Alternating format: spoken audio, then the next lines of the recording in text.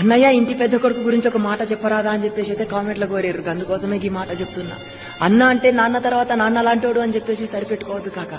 ఎందుకోసం అంటే గీయాల ఇద్దరు అన్నదమ్ములు గొడవ పడుతున్నారు అని అంటే ఆ గొడవల ఖచ్చితంగా తమ్ముడు అనేటోడు తగ్గి ఉండాలి. ఎందుకోసం అంటే మంది చెప్పిన మాటలు విని వాడికంటే నేనెందుకు తక్కువ, అన్నిట్లో చెరిసగం ఉంటాం మేము అని చెప్పేసి పోట్లాడుతూ ఉంటుంటారు. అన్నిట్లో చెరిసగం ఉండొచ్చు, ఆస్తుల్లో పంపకంలో చెరిసగం ఉండొచ్చు, కానీ పెద్దరికం అనేది పెద్దోడికే సొంతం. ఎందుకోసం చెప్తున్నా అంటే పెద్దోడు అనేటోడు మన ఇంట్లో తొలిసూరు కొడుకుగా జన్మనెత్తి మన నాన్న తర్వాత తన కుటుంబ భారాన్ని మొత్తాన్ని బరువైనా సరే తన భుజాల మీద మోస్తూ తన తోడబుట్టినోళ్లకు తన పిల్లల్లాగా ఆదరిస్తూ అండగా ఉంటాడు. అట్లాంటోడికి మన పైన ఒక అర్హత ఖచ్చితంగా ఉంటది. ఒక మాట అనేది తగ్గి ఉన్నంత మాత్రం అక్కడ విలువేమి తగ్గిపోదు. పెద్దోడికి నువ్వు ఇచ్చిన రెస్పెక్ట్ చాలా గొప్పగా ఉంటది. మంది మాటలిని తనోళ్లతో గొడవ పెట్టుకునే బదులు ఒక్క క్షణం తగ్గి ఆలోచిస్తే ఆ బంధం కలకాలం కలిసిమెలిసి ఉంటది. కలిసిమెలిసి ఉండాలని చెప్పేసి కూడా నేను కోరుకుంటున్నా.